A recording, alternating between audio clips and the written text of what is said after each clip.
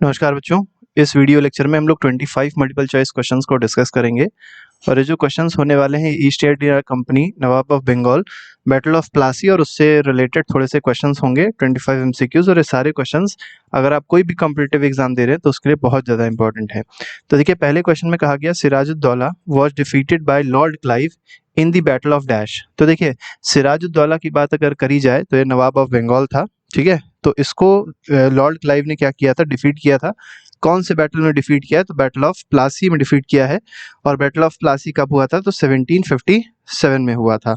अब डिफीट क्या किया था? मीर जाफर इसका एक मिलिट्री कमांडर था, उसने क्या कर दिया था? धोखा दे दिया था, इसकी तरफ से लड़ा ही नहीं था, ठीक है। नेक्स्ट क्वेश्चन पे आते हैं, क्वेश्चन नंबर सेकंड देखते हैं। सेकंड में कहा गया who was the founder of British Empire in India. तो देखिए, ब्रिटिश एम्पायर का अगर फाउंडर देखा जाए भारत में कौन है, तो ये रॉबर्ट क्लाइव को ही माना जाता है, क्योंकि इसी से ही क्या हुआ था, धीरे धीरे करके बंगाल पे कब्जा स्टार्ट हुआ। और जब बंगाल पे कब्जा हो गया तो पूरे भारत पे इन लोगों ने धीरे धीरे करके कब्जा कर लिया था। तो स्टार्टिंग जो करी है वो किसने करी है? रॉबर्ट क्लाइव ने करी है, इसीलिए इसको फाउंडर कहा जाता है ब्रिटिश एम्पायर इन इंडिया का। नेक्स्ट में आते हैं, which one of the following was the last governor of Bengal appointed by Mughal emperor. अब देखिए, मुगल एम्परर आखिरी आपको बताना है कौन सा ऐसा गवर्नर था बंगाल का आखिरी गवर्नर जिसको मुगल एम्परर ने अपॉइंट किया था। तो देखिए, मुर्शीद कुली खां जो आखिरी था, इसको मुगल एम्परर ने अपॉइंट किया था। इसके बाद आप देखेंगे तो मुगल एम्परर क्योंकि वीक हो गए थे तो वो अपने आप से ही अपने आप को क्या कर लेते थे, गवर्नर घोषित कर देते थे। एक तरीके से इंडिपेंडेंट हो गए थे मुगल से। नेक्स्ट पे आते हैं, क्वेश्चन नंबर फोर्थ में कहा गया है, देखिए क्वेश्चन नंबर फोर्थ भी बहुत इंपॉर्टेंट क्वेश्चन है। इसमें कहा गया the which of the following war consolidated British supremacy over India.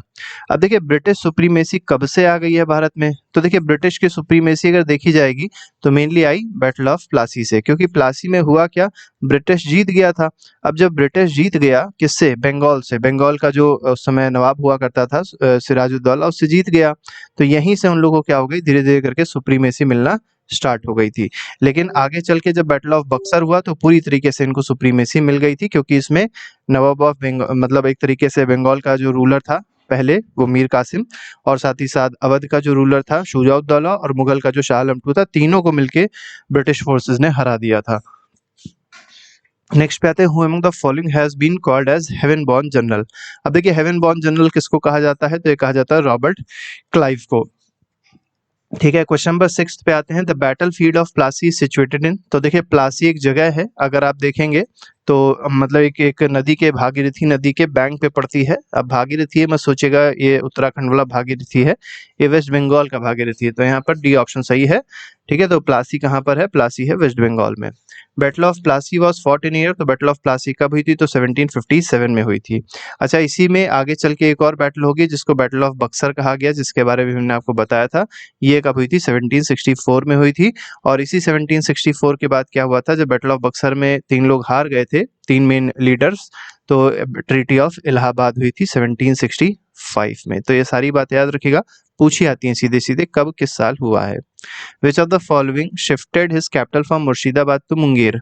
अब देखिए, मुर्शिदाबाद से अपनी कैपिटल को मुंगेर किसने शिफ्ट कर लिया था? तो ये मीर कासिम ने शिफ्ट किया था।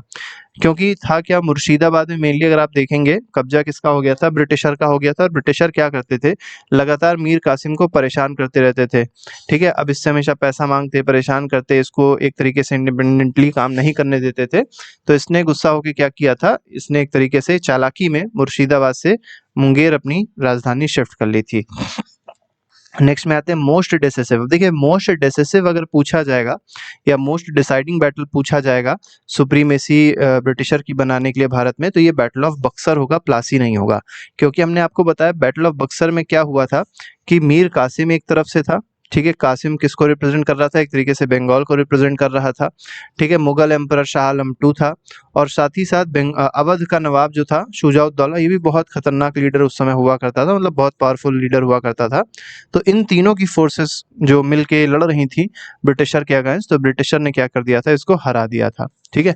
कभी कभी ये पूछा था कौन सा ब्रिटिश का एक तरीके से जनरल था जिसने हराया था? थॉमस मुनरो था। कौन था? थॉमस मुनरो था। नेक्स्ट पे आते हैं, नेक्स्ट क्वेश्चन देखेंगे। थॉमस मुनरो नहीं, हेक्टर मुनरो, ठीक है, थोड़ी सी गलती हो गई, थॉमस मुनरो दूसरे हैं, ये है हेक्टर मुनरो, ठीक है। तो हेक्टर मुनरो ने क्या कर दिया था, हरा दिया था। Who was the ruler of Delhi at the time of battle of Buxar. अब देखिए पूछा है रूलर ऑफ दिल्ली कौन था, तो रूलर ऑफ दिल्ली मतलब नवाब पूछा गया है, तो नवाब था शाह आलम टू, ठीक है, जब बैटल ऑफ बक्सर हुआ तो इसने भी लड़ाई करी थी, याद रखिएगा। Who was the nawab of Bengal. अब देखिए पूछा गया नवाब ऑफ बंगाल था कौन, तो नवाब ऑफ बंगाल में मीर कासिम नहीं आएगा, क्योंकि कासिम लड़ाई तो किया था, लेकिन कासिम जो था वो नवाब ऑफ बंगाल नहीं रह गया था, क्योंकि अंग्रेजों ने बदल दिया था और किसको बैठा दिया था, मीर जाफर को बैठा दिया था, ठीक है। तो सिराजुद्दौला के बाद याद रखिएगा मीर जाफर आया, फिर मीर कासिम बैठा, ठीक है, मीर कासिम बैठा और फिर मीर जाफर बैठ गया, ठीक है, नवाब ऑफ बंगाल की कुर्सी पे। नेक्स्ट पे आते हैं, which of the following ruler had granted diwani to East India Company. अब देखिए पूछा गया है दीवानी ईस्ट इंडिया कंपनी को कब मिली थी, किस रूलर ने दी थी, ये आपको बताना है। तो ये मुगल एम्परर ने दी थी, शाह आलम टू ने, क्योंकि ये बैटल ऑफ बक्सर में हार गए थे, तो ट्रीटी ऑफ इलाहाबाद जो 1765 में हुई थी, उसी में दीवानी बंगाल की, बंगाल बिहार उड़ीसा की दीवानी ब्रिटिशर को दे दी गई थी। दीवानी का मतलब एक तरीके से क्या होता है, तो लैंड रेवेन्यू कलेक्ट करने का जो पूरा जिम्मा होता है वो दे दिया गया था किसको, ब्रिटिशर को, ठीक है। तो सारा पैसा कहीं ना कहीं ब्रिटिशर के पास ही आ रहा था टैक्स का।